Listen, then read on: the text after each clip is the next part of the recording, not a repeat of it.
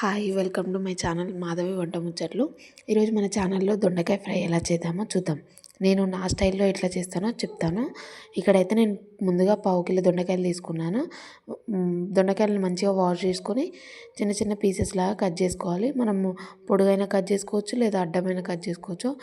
ఇక్కడైతే స్టవ్ పైన గిన్నె పెట్టేసి అందులో 2 టేబుల్ స్పూన్లు ఆయిల్ వేసి కొద్దిగా జీలకర్ర, ఆవాలు వేసి వేయిన తర్వాత మనకు ముందుగా కట్ చేసి పెట్టుకున్న దొండకాయలు వేసి ఒక 15 మినిట్స్ మంచిగా వేయించుకోవాలి మనం ఆయిల్లోనే. కర్రీ అట్లయితేనే మనకు టేస్టీగా ఉంటుంది. ఇది మొత్తం లో ఫ్లేమ్లోనే ఉడికించుకోవాలి, హై ఫ్లేమ్లో ఉడికించుకోవద్దు. దొండకాయల ముక్కలు అనేవి మనకి బ్రౌనిష్ కలర్ వచ్చేసి కొంచెం గట్టిగా కావాలి, కర్ర కర్ర అనేలాగా ఉండాలి.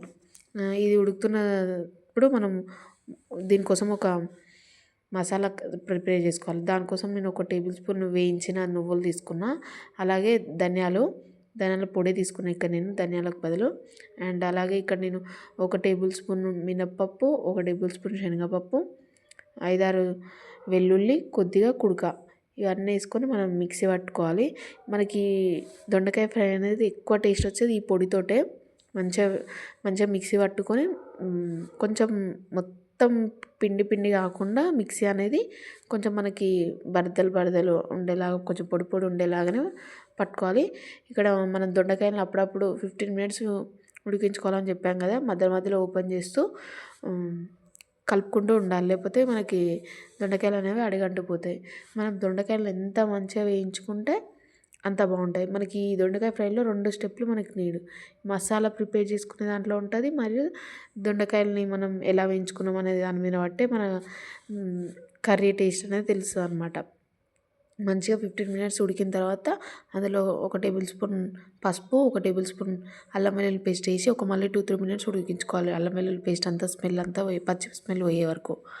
తర్వాత మనకి కర్రీకి సరిపడంత కారం, ఉప్పు వేసేసి ఒక 2 మినిట్స్ ఉడికించి, దాని తర్వాత మనం ముందుగా ప్రిపేర్ చేసి పెట్టుకున్న మసాలాలని వేసేసి మంచిగా ఉడికించుకోవాలి. ఒక మాడిపోయే కాకుండా ఒక 5 మినిట్స్ అట్లా మధ్యలో మధ్యలో కలుపుతూ ఉడికించుకోవాలి. నేనైతే ఇక్కడ వైట్ రైస్ తోటి ట్రై చేసిన, చాలా అంటే చాలా బాగుంది టేస్ట్ అయితే. ఇది రొట్టెలోకైనా బాగుంటుంది, జొన్న రొట్టె, చపాతి, దేంట్లోకైనా బాగుంటుంది. ఇట్లా మనకి కర్రీ తినబుద్ధి కాకుండా ఇట్లా ఫ్రై చేసుకొని కూడా తినొచ్చు. నాకైతే చాలా బాగా అనిపించింది. ఒక్కసారి ట్రై చేయండి, ట్రై చేసి కమెంట్ చేయండి ఎలా ఉందో. Please subscribe my channel and like, share and comment. మీకు ఏమైనా మంచి మంచి కుకింగ్ వీడియోస్ ఏమైనా ట్రై చేయాలన్నా కూడా కమెంట్ చేయండి, నేను డెఫినెట్గా ట్రై చేస్తాను. ఇదైతే దొండకాయ ఫ్రై అయితే చాలా బాగా అనిపించింది. కర్రీ మనకి కొంతమందికి తినబుద్ధి కాదు కర్రీ అంటే, ఇలా ఫ్రై పొడిలాగా వేసుకొని తింటే మనము టేస్ట్ అనేది చాలా బాగుంటుంది. ఒక్కసారి ట్రై చేయండి ఈ నా స్టైల్లో కూడా. నేనైతే ఇంతకుముందుకు కర్రీ వండితే అసలు తినకపోయేదాన్ని, ఇలా ఫ్రై చేసుకొని తింటే చాలా బాగుంది.